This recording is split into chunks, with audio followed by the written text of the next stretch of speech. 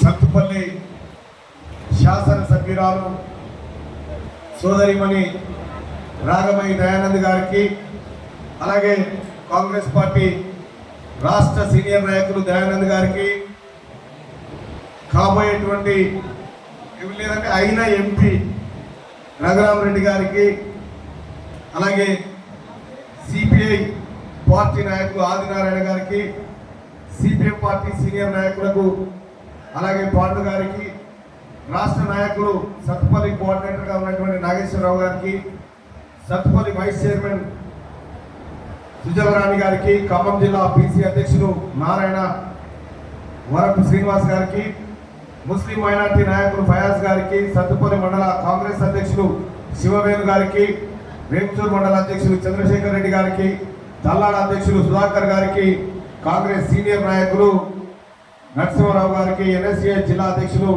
సందీప్ గౌడ్ గారికి, సీనియర్ నాయకులు కాంగ్రెస్ పార్టీ, అలాగే జల్లా జగన్మోహన్ రావు, కమల్ పాషా, కొత్తూరు ప్రభాకర్ రావు, పెద్దిరెడ్డి గారు, అలాగే రఘుపతి రెడ్డి గారు, చంద్రరావు గారు, ప్రభాకర్ రావు గారు, అప్పారావు గారు, సోమిరెడ్డి గారు, రామారావు గారు, మాజీ ఎంపీపీ చల్లారి వెంకటేశ్వరరావు గారు, ఇతర నాయకులు, సర్పంచులు, జెడ్పీటీసీలు, ఎంపీటీసీలు, వార్డు మెంబర్లు, అలాగే ఇక్కడికి విచ్చేసినటువంటి వివిధ పార్టీల సంఘాల నాయకులు, పట్టభద్రులు, ముఖ్యంగా జర్నలిస్టు సోదరులు అందరికీ పేరు పేరున నమస్కారం తెలియజేస్తా ఉన్నా సోదరులారా.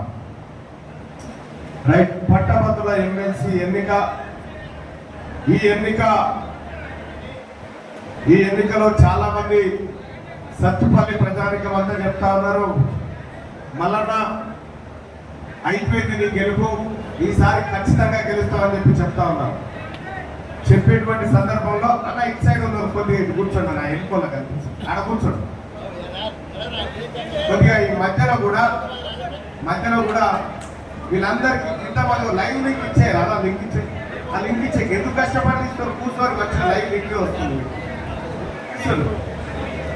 సోదరులారా, ఈ సత్తుపల్లిలో ఓట్లతో పాటు బాధ్యతలు కూడా అప్పచెప్తా ఉన్నారు. ఇక్కడ ఉన్నటువంటి నాయకులు, ఇక్కడ ఉన్నటువంటి పట్టభద్రులకు, ఇక్కడ ఉన్నటువంటి ప్రజలకు ఏమేమి కష్టాలు ఉన్నాయో ఏకరు పెడతా ఉన్నారు.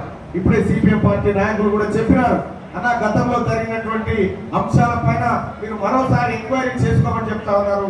తప్పకుండా దాన్ని ఎంక్వైరీ చేసుకోవడానికి సిద్ధంగా ఉన్నామని చెప్పి తెలియజేస్తూ ఆ అంశాన్ని మరోసారి పరిశీలిస్తామని చెప్పి తెలియజేస్తా ఉన్నాం. అలాగే ఇక్కడ ఉన్నటువంటి కాంగ్రెస్ పార్టీ ముఖ్య నాయకులు కానీ, ఇక్కడికి విచ్చేసినటువంటి పట్టభద్రులు కానీ, సోదరులారా, రాబోతున్నటువంటి పట్టభద్రుల ఎమ్మెల్సీ ఎన్నికల్లో అసలు తీన్మార్ మల్లన్న ఎవరు?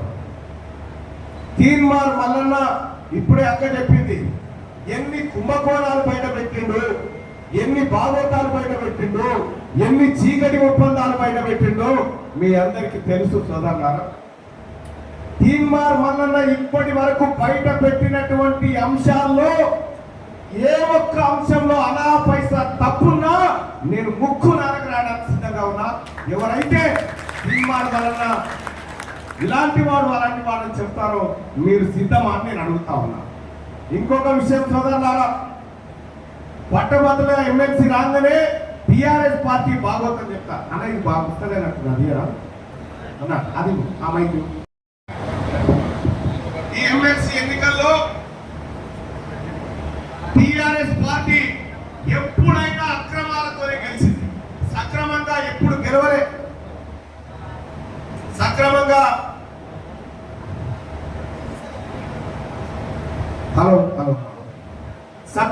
ఎప్పుడు గెలవలే టిఆర్ఎస్ పార్టీ. మీరు చూడండి సోదరులారా, టిఆర్ఎస్ పార్టీ అయితే సెంటిమెంట్ నన్న రెచ్చగొట్టి గెలిచింది, లేకపోతే భోగసోట్ల ద్వారా నన్న గెలిచింది తప్ప, మభ్య పెడుతూ అక్రమాలకు పాల్పడుతూ గెలిచింది తప్ప సీదాగా పట్టభద్రుల మనస్సు గెలుచుకున్నది ఎప్పుడు లేదు. సోదరులారా, పల్లా రాజేశ్వర రెడ్డి గారు ఆయన పట్టభద్రుల ఎమ్మెల్సీ ఎన్నికల్లో పోయినసారి ఎట్లా గెలిచిందన్నా, ఈ సత్తుపల్లి ప్రజానికమంతా నాయంటుంటే నాకు ఓట్లేస్తే నేను ఇదే ఫంక్షన్ హాల్లో నిద్రపోయి ఇక్కడ మేము పాదయాత్ర చేసుకుంటూ వచ్చి ఇక్కడ ఉంటే మీరంతా నాకు అండగా నిలబడ్డారు. నిలబడితే భోగసోట్ల ద్వారా పల్లా రాజేశ్వర రెడ్డి గెలిచినోడు మరి 6 ఏళ్ల కాలానికి 6 సంవత్సరాల కాలం పాటు ఉండాలి కదా. ఏం చేసిండు? నాకు పట్టభద్రులతో సంబంధం లేదు, మా పార్టీకి సంబంధం లేదని టిఆర్ఎస్ పార్టీ అక్కడ వదిలిపెట్టి వెళ్ళిపోతే ఈ ఉప ఎన్నిక వచ్చింది. మళ్ళీ వచ్చిరా నిన్న ఎవరైనా వచ్చిరా టిఆర్ఎస్ పార్టీ ఓట్ల కోసం, పట్టభద్రుల ఓట్ల కోసం రాలే? అడగట్లేదా? పార్టీ వాళ్ళు పోయి మాకు ఒక ఓటై పట్టభద్రులు ఎమ్మెల్సీ ఎన్నికలు అంటే పండబెట్టి తట్టుడు. ఎందుకంటే ఎందుకు వచ్చినాయి ఈ ఉప ఎన్నిక, నేను వేసి తోలిస్తేనే కదా శాత కాదని మళ్ళీ వచ్చినావు అని చెప్తారు కాదా? ఈ రకంగా ప్రజలను మోసం చేసి మభ్య పెట్టినటువంటి టిఆర్ఎస్ పార్టీ అభ్యర్థి ఒకవైపు నుంచి వస్తా ఉన్నాడు, ఇంకో వైపు నుంచి కార్పొరేట్ శక్తులకు కొమ్ము కాసేటువంటి నరేంద్ర మోడీ అభ్యర్థి ఇంకొక ఆయన వస్తా ఉన్నాడు. మీ బిడ్డ తీన్మార్ మల్లన్న మీ అందరికీ తెలుసు సోదరులారా, నరేంద్ర మోడీ గారు ఏడాదికి 2 కోట్ల ఉద్యోగాలు ఇస్తా అని చెప్పిండు మనకు. నేనేం తక్కువ తిన్నాను అన్నట్టు కేసీఆర్ ఏం చేసిండు? నేను 2 లక్షల ఉద్యోగాలు ఇస్తా అని చెప్పిన ఆయన. ఆ 2 కోట్లు ఎటు పోయినాయో, ఈ 2 లక్షలు ఎటు పోయినాయో. కానీ ఒక్కటి మాత్రం గుర్తుపెట్టుకొని, మీ సోదరుడు మీ తమ్ముడు తీన్మార్ మల్లన్న 200 మంది పేద బిడ్డలకు ఆపరేషన్ చేయించిండు, వాళ్ళ కష్టాలంటే ఆడుతున్నాడు. తెలియదా తీన్మార్ మల్లన్న ఎట్లా అంటాడో? తెలియదన్నా మీకు? మీరు చూడలేదన్నా పోరాటం? ఈ తీన్మార్ మల్లన్న పైన జరిగినటువంటి దాడులు మీరు చూడలేదా? ఈ హత్యాయత్నాలు చూడలేదా? 100 రోజుల పాటు జైల్లో ఉన్న సంగతి మీకు తెలియదన్నా? ఎందుకోసం ఉన్నామన్నా?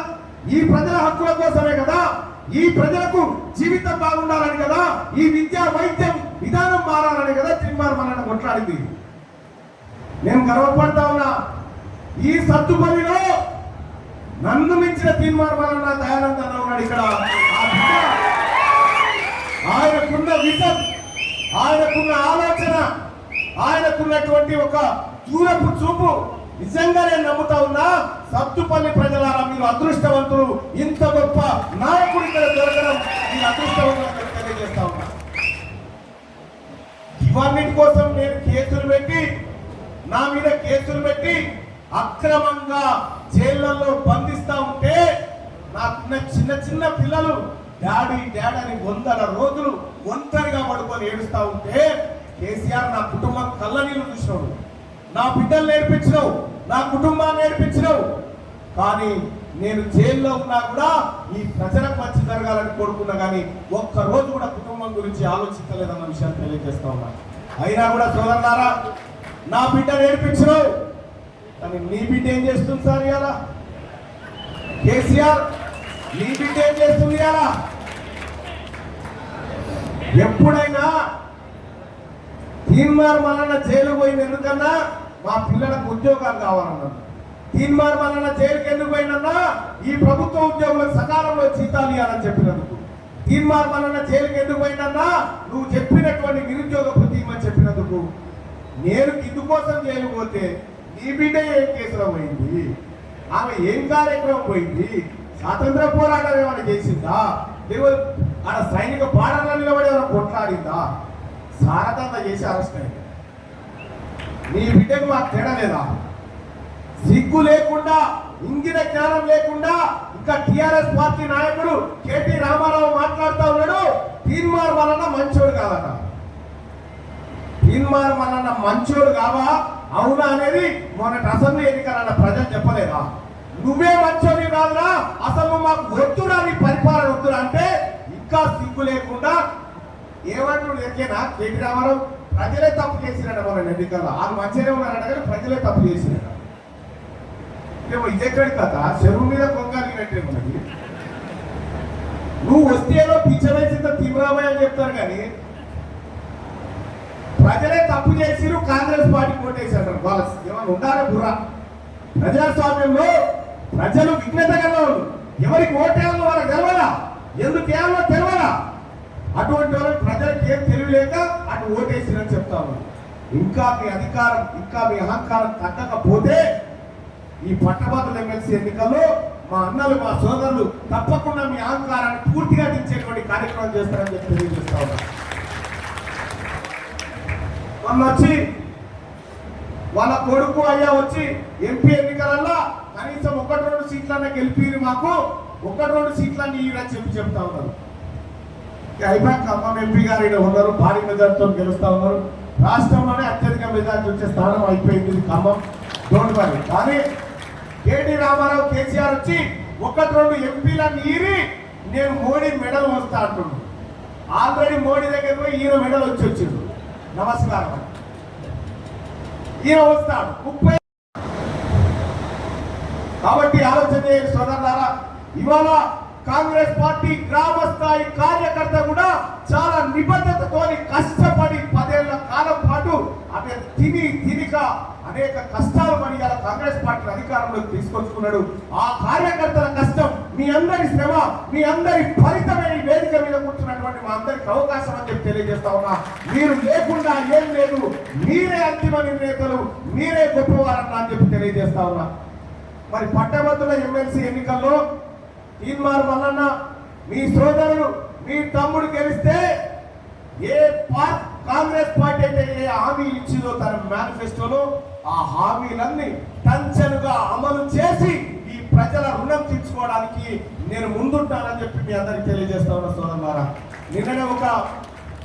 నిన్ననే ఒక మీడియా సంస్థ సర్వే నిర్వహిస్తే ఆ సోదరుడు రాత్రి ఫోన్ చేసిండు. ఏం సంగతి అన్న అంటే పట్టభద్రుల ఎమ్మెల్సీ ఎన్నికల్లో సర్వే చేస్తా ఉన్నామన్నా, సర్వే అయిపోయింది, మీ అభిప్రాయం తీసుకుందామని చెప్పినాను. ఏమైపోయింది సర్వే అని చెప్పాను. సోదరులారా, గమ్మత్ విషయం ఏంటంటే మొత్తం ఇప్పుడు పోటీ చేస్తున్న వాళ్ళందరికీ కలిసే 21. ఈ ఇండియా కూటమి అభ్యర్థి తీన్మార్ మల్లన్నకేమో 71% ఓట్లు పడతాం. ఇలా చూడు ఎట్లుందా. ఇంకా మా అంత సిపాయి అని అంటాడు ఆయన. నేను ప్రశ్నించే కొంటారు ఆయన అంటాడు, నేను ప్రశ్నించే కొంటారు ఈయన అంటాడు. ఇలా టికెట్ ఇవ్వకపోతే ప్రశ్నించడం నేనే. మళ్ళా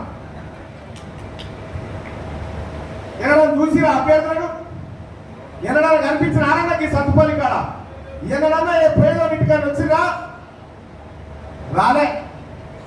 మా ఒంగోలు ఈశ్వరకి ఏడుందో నాడు మా ఈశ్వరక్క మా ఈశ్వరక్క ఉంది చూసిరా. ఈ ఈశ్వరకి ఇంటికి సత్తుపల్లికి ఈ తమ్ముడు వచ్చిపోయాడు. అక్క వాళ్ళ భర్త బాగలేకపోతే నేను వచ్చిపోయిన ఆ కుటుంబానికి అండగా నిలబడి ఈ సత్తుపల్లి బిడ్డకు అండగా నిలబడ్డాడు తీన్మార్ మల్లన్న. ఈ రాష్ట్రంలో ఏ ఊరికన్నామో తీన్మార్ మల్లన్న సాయం చేసిన బిడ్డలు చాలా మంది ఉంటారు సోదరులారా. ఏ పేద వర్గాల నుంచి వచ్చేటువంటి బిడ్డల్ని ఇలా అమెరికా, రష్యా, లండన్, యూకేలో పెట్టి చదివిపిస్తున్నాడు తీన్మార్ మల్లన్న.